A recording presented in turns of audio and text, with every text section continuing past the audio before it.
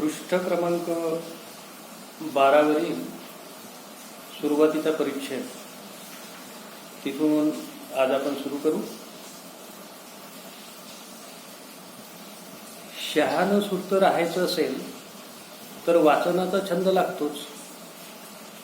पुस्तकांची सोबत म्हणजे तर अक्षर आनंदाची सोबत. ही सोबत तुम्हाला कधीच दगा देत नाही. या आनंदासाठी टिचून पैसे मोजावे लागत नाही. तुमचा हा आनंद कुणीच हिरावून घेऊ शकत नाही. सपाटून वाचावं आणि झपाटून जावं. माणसं अस्वस्थ होतात, उदास होतात, तेव्हा परमेश्वराचा धावा करतात. काही जण अशा वेळी आवडीचं पुस्तक वाचतात.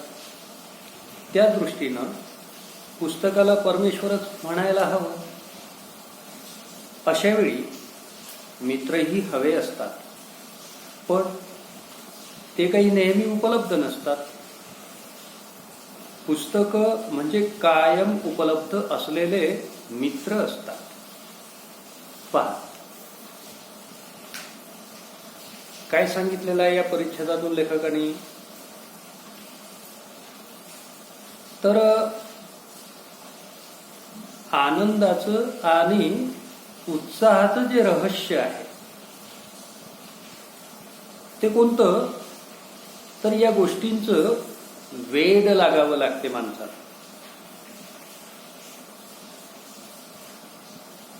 या वेडातून, त्या छंदातून, त्या झपाटलेपणातून मग आपल्याला आनंदाची प्राप्ती होईल. मग ही आनंदाची प्राप्ती ज्या वेगवेगळ्या घटकांमधून आपल्याला होते, त्यातलं मागं एक घटक पाहिला संगीत, आज पाहतोय पुस्तकं. पुस्तकाच्या संगतीतून आपल्याला आनंद प्राप्त होतो. त्यासाठी वाचनाचा छंद आपल्याला असणं गरजेचं आहे. वाचनाचा छंद असेल म्हणजेच पुस्तकांची, ग्रंथांची सोबत असेल तर त्या ग्रंथांमधून, पुस्तकांमधून आपल्याला अक्षरानंदाची प्राप्ती होते. इथे शब्द वापरलेला आहे लेखकाने, अक्षर आनंद. अक्षरांपासून मिळणारा आनंद हा एक अर्थ. दुसरा अर्थ आहे अक्षर, म्हणजे ज्याचा कधीही क्षय होत नाही असा अक्षय आनंद, जो कधीही नष्ट होत नाही. तर हा आनंद अशा अक्षरानंदाची, अक्षयानंदाची अनुभूती. दोन शब्द वापरतोय मी. लेखकाचा शब्द आहे अक्षरानंद आणि मी वापरतो पुन्हा त्याच्यासाठी अक्षयानंद. तर अशा प्रकारे या आनंदाची प्राप्ती आपल्याला पुस्तकांच्या वाचनांमधून, ग्रंथांच्या वाचनांमधून होत असते. पण त्याच्यासाठी आपल्याला वाचनाची आवड असणे, ती जोपासणे अत्यंत गरजेचं असते.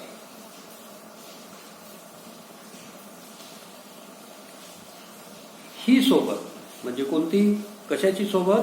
पुस्तकांची सोबत आपल्याला कधीही दगा देत नाही, धोका देत नाही. माणसं धोका देतील पण पुस्तकं धोका देत नाही. माणसं भेदभाव करतील, पुस्तकं तसा भेदभाव कधीच करत नाही. काही लोक म्हणतात मित्रही कधी कधी दगा देतात, पण हे मतच आम्हाला अमान्य आहे. खरेखुरे मित्र असतील तर ते दगा देण्याचा, विश्वासघात करण्याचा प्रश्नच उद्भवत नाही. अहो मित्र नसतात तेव्हा ते तसं घडते. पण उगाच आपण मित्रही कधी कधी दगा देतात असं बोलतो, चुकीच असते. पण याच्यासाठी पहिल्यांदा मित्र म्हणजे काय ते कळलं पाहिजे. आमचा ठाम विश्वास आहे, मित्र मित्राला कधीही दगा देत नाही, ते कधीही विश्वासघात करत नाही. ज्यांच्याकडून ज्यांचा कोणाचा विश्वासघात होतो ते मुळातच मित्र नसतात. पण मित्र म्हणजे नेमकं काय हे समजलेलं नसल्यामुळे भलत्या सलत्या गोष्टीत ते मैत्री मानतात. एका वर्गात आहोत म्हणून मित्र, एका बेंचवर बसतो म्हणून मित्र, एका सायकलीवर येतो म्हणून मित्र, एका गावचे आहोत म्हणून. मैत्रीच्या या गोष्टींशी काहीही संबंध नाही. मैत्रीचा संबंध आहे विचारांच्या जुळणीशी. विचारातून जुळते ती मैत्री, आणि विचाराच्या जुळणीतून मैत्रीचं जे स्फुल्लिंग चेतविलं जाते, चेतते, मैत्रीची जी ठिणगी पडते ती ठिणगी त्या दोघांच्या संपर्कातून, सहवासातून विकसित होत जाते. ती अधिकाधिक मैत्रीची भावना घट्ट होत जाते. पण मैत्रीचं हे मूळच आपल्याला कळत नसल्यामुळे मग आपण चुकीचं तसं बोलतो. तर मैत्री मग कशी असली पाहिजे त्याचाही विचार करणं गरजेचं आहे. इथे लेखक म्हणतात पुस्तकाशी मैत्री आपल्याला करता आली पाहिजे, जोडता आली पाहिजे. कारण ही मैत्री कधीच दगा देत नाही. आणखी महत्वाचं, यापासून मिळणारा जो आनंद आहे त्या आनंदाच्या प्राप्तीसाठी टिचून पैसेही मोजावे लागत नाही. हेही महत्वाचं. आणखी महत्वाचं, पुस्तकांपासून मिळणारा जो अक्षरानंद आणि अक्षयानंद आहे हा तुमचा आनंद कोणीही आणि कधीही हिरावून घेऊ शकत नाही. सपाटून वाचावं आणि झपाटून जावं. हे झपाटून जाणं म्हणजेच आनंदाला गवसणी घालणं आहे. झपाटून जावं, सपाटून वाचावं. तुम्ही किती वाचन करता तुमचं तुम्हाला ठाऊक. पण पहा, आनंदाच्या प्राप्तीसाठी काय म्हणणं आहे लेखकाचं? सपाटून वाचावं, भरपूर वाचावं, आणि या वाचनाने झपाटून जावं. म्हणजे असं वेळ लागलं पाहिजे वाचनाचं.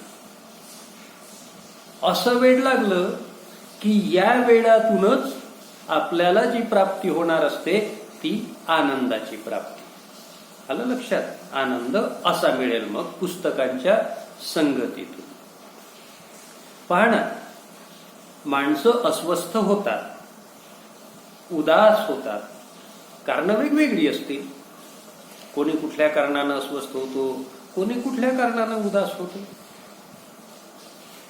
पण जेव्हा जेव्हा माणसांच्या वाट्याला ही अस्वस्थता किंवा उदासी येते तेव्हा तेव्हा बहुतांश लोक परमेश्वराचा धावा करतात.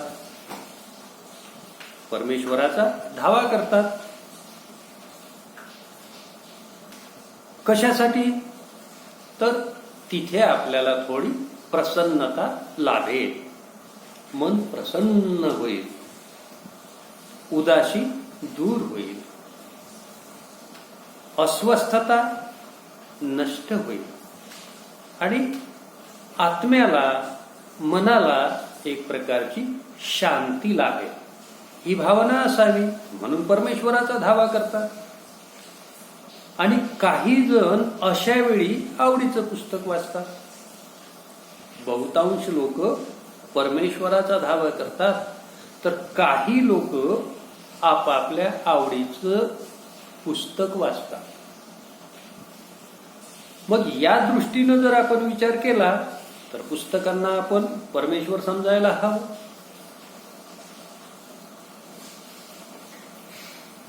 अशा वेळी, कशा वेळी, जेव्हा आपण अस्वस्थ होतो, आपल्या मनाची तगमग होते, अशा वेळी उदासी आपल्या मनाला घेरून टाकते, अशा वेळी मित्रही हवे असतात. मित्रही हवे असतात, कारण मग या मित्रमंडळींच्या परिवारात, त्या मित्रमंडळींच्या परिघात आपलं दुःख, आपल्या भावना आपण व्यक्त करतो, म्हणजे मनाला मोकळं करतो. मन मोकळं झालं की जरा हलकं हलकं वाटायला लागते. आणि म्हणून मग अशा वेळी मित्रही हवे असतात. परंतु मित्र नेहमी आपल्याला उपलब्ध असतातच असंही नाही. कोणी कुठे असेल, कोणी कुठे असेल, कोणी कुठल्या कामात व्यस्त असेल, कोणी कुठल्या कामात व्यस्त असेल. आणि म्हणून मग पुस्तकं म्हणजे कायम उपलब्ध असलेले आपले खरेखुरे मित्र असतात. अशा पद्धतीने आपल्याला आपल्या आयुष्याला आनंदाचा उत्सव करायचं असेल, आयुष्यात आनंदोत्सव साजरा करायचा असेल, तर पुस्तकांकडे आपला मित्र म्हणून, आपला सखा म्हणून आपल्याला पाहता आलं पाहिजे. पुस्तकं वाचनाचा छंद आपण जोपासला पाहिजे. त्या छंदाचं, वाचनाच्या छंदाचं आपण आवडीनं संवर्धन केलं पाहिजे. यामुळे पुस्तकांच्या अशा संगतीतून, अशा सहवासातून आपल्याला आनंदाची प्राप्ती होईल, आनंदाची अनुभूती. आणखी लेखकानं जे काही सांगितलं त्याच्या पुढचा मुद्दा आम्ही सांगतो. वाचताना जसं आपल्याला आनंदाची अनुभूती घेता येते, तसा आणखी महत्वाचा फायदा आहे वाचनाचा. पुनःप्रत्ययाचा आनंद आपल्याला वाचनातून मिळतो. पुनःप्रत्यय समजला का? शब्द कठीण आहे. पुन्हा, पुन्हा, प्रत्यय येणे, अनुभव येणे. पुनःप्रत्यय कसा? पुनःप्रत्ययाचा हा भाग कसा आहे, तर वाचताना आपल्याला आनंद झालेला असेल, पुस्तक सोडलं आणि मग कुठे इकडे तिकडे वावरताना आपल्याला ती घटना, तो प्रसंग आठवला, तो आनंददायी क्षण आठवला, प्रसंग आठवला की हातात डोळ्यासमोर पुस्तक नसतानाही केवळ आठवणीतूनही तो आनंद आपण अनुभवत असतो. याला म्हणतात पुनःप्रत्ययाचा आनंद. हा महत्वाचा फायदा आहे. तर अशा प्रकारे कशापासून हा महत्वाचा फायदा? पुस्तकांपासून, ग्रंथ वाचनांमधून असे लाभ आपल्याला होतात. म्हणून मग काय, तर पुस्तकांशी आपण मैत्री केली पाहिजे. आणखी पुढे काय म्हणणं आहे लेखकाचं? निसर्गाची सोबत, संगीताची साथ, पुस्तकांची संगत असेल तर माणूस जगाच्या पाठीवर कुठेही एकटा राहू शकतो. कुठेही एकटा राहू शकतो. एकटं असण्यातही एक वेगळाच आनंद असतो. तुम्ही स्वतःच्या अंतरंगात हलकेच डोकावू शकता, स्वतःला ओळखू शकता, स्वतःशी संवाद साधू शकता. एकटे असताना तुम्ही विचार करू शकता. एकटं असताना तुम्हाला नव्या कल्पना सुचू शकतात. निर्मिती, शोध, साक्षात्कार हे एकटेपणाचेच आविष्कार असतात. जो एकटेपणातला आनंद घेऊ शकतो थेट जीवनाच्या सोबतीनंच जगू शकतो. दुःख त्याच्या वाटेला कधीच जात नाही. पहा, निसर्गाची सोबत जर असेल, संगीताची साथ आणि पुस्तकाची संगत जर आपल्याला लाभलेली असेल, अत्यंत महत्वाचे 3 घटक सांगितलेले आहेत. या 3 गोष्टी आपल्या सोबत असतील किंवा या 3 गोष्टींसोबत आपण असू तरी जगाच्या पाठीवर कुठेही माणूस एकटा राहू शकतो. एकटा दिसायला, म्हणायला तो एकटा असेल, पण त्याला सोबत कशाची? या गोष्टीची, निसर्गाची, संगीताची आणि पुस्तकांची.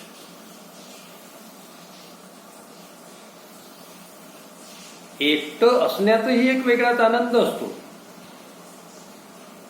कारण एकटे जेव्हा असाल तेव्हाच तुम्हाला स्वतःच्या अंतरंगात, अंतःकरणात हलकेच डोकावता येते.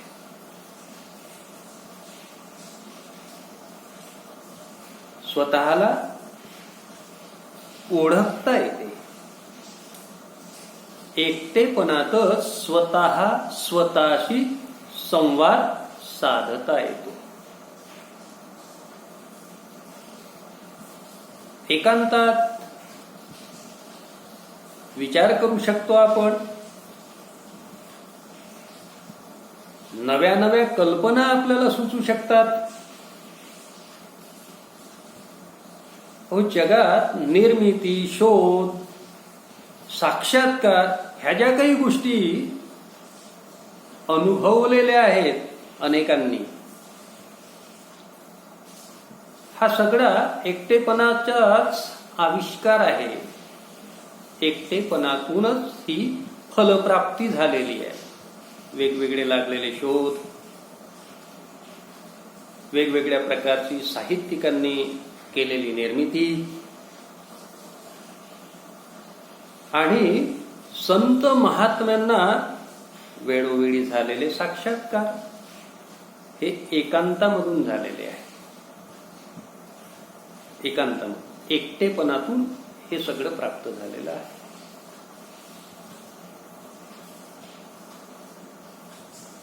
तर अशा पद्धतीने आपण एकटे असलो तरीही आनंदाची अनुभूती घेता येते. मात्र आपण एकटे असलो तरी म्हणजे हे दिसायला फक्त एकटेपणा आहे, तरीही आपल्यासोबत ह्या गोष्टी असल्या तर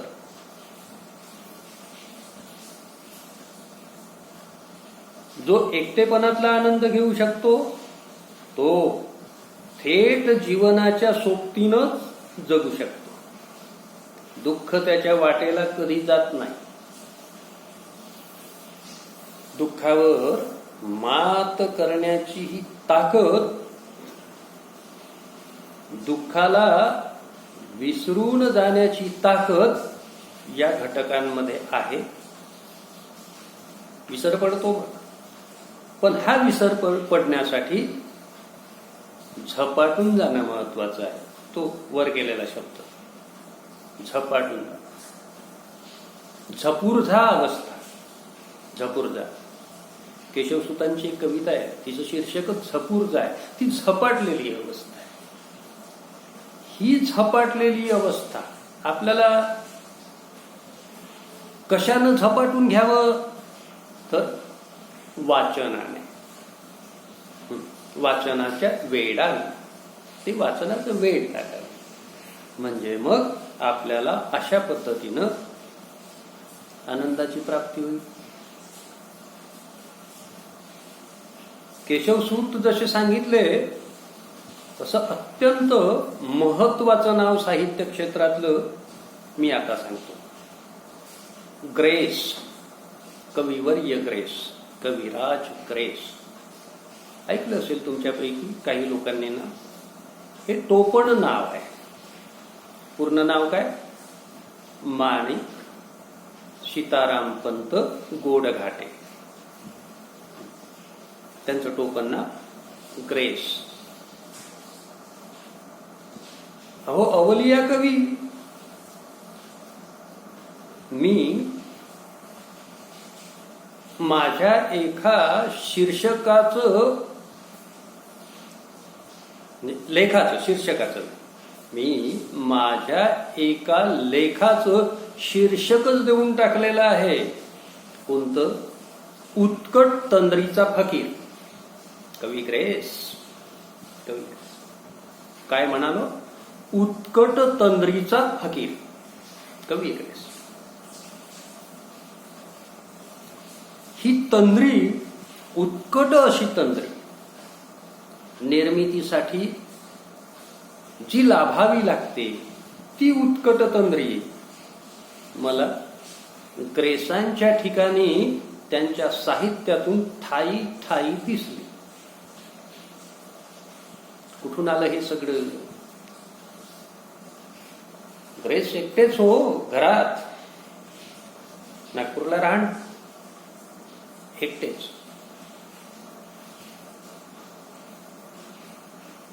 आणि आपण नेहमी म्हणतो की नाही, घरात कोणी नसलं, एकटं असलं की घर कसं खायला धावते. सामान्यांची अनुभूती, अनुभव. खायला उठते, खायला धावते.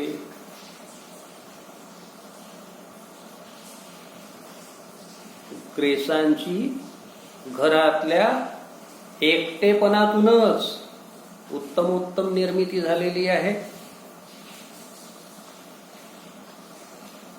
का झाली? तर त्यांच्या ठिकाणी ती संगत. कोणती? सपाटून वाचन. झपाटलेली अवस्था. या झपाटलेपणातून प्राप्त झालेला आहे झपाटलेली अवस्था. एक एक कविता, एक एक लेख, कवितेतलं एक एक चरण, त्याचा विचार करता करता, त्याचे अर्थ लावता लावता दमछाक होते अभ्यासकांची आणि वाचकांची, आस्वादकांची, समीक्षकांची, रसिकांची. एकटेच होते घरात. पत्नी गेली, मुलं बाळा आपापल्या उद्योगी लागलेत, आणि मग पंथ विरामात नागपूरच्या एकटेच. त्या एकटेपणावर कशी मात केली मग? तर ते एका कवितेत म्हणाले आहेत. मी महाकवी दुःखाचा प्राचीन नदी परी खोल. मी महाकवी दुःखाचा प्राचीन नदी परी खोल. दगडाचे माझ्या हाती वेगाने होते फुल. दगडाचे माझ्या हाती वेगाने होते फुल. दुःखांनाही कसं फुलात बदलून टाकावं ती ताकद कविराज ग्रेसांच्या ठिकाणी होती.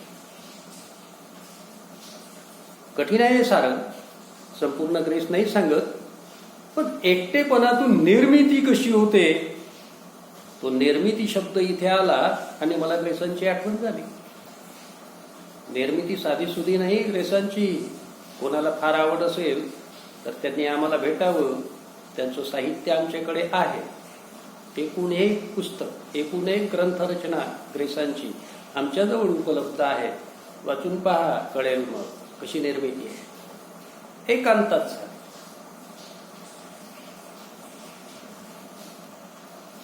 तर अशा प्रकारे हे काही उदाहरण आहे. एकांतामधून निर्मिती झालेली आहे. एकांतामधूनच, एकटेपणामधूनच वैज्ञानिकांनी शोध लावलेले आहेत. संत महात्म्यांना परमेश्वराचा साक्षात्कार झालेला. जगद्गुरु तुकोबाराय म्हणालेत ना, आता उरलो उपकारा पुरता. काय साक्षात्कार झाला.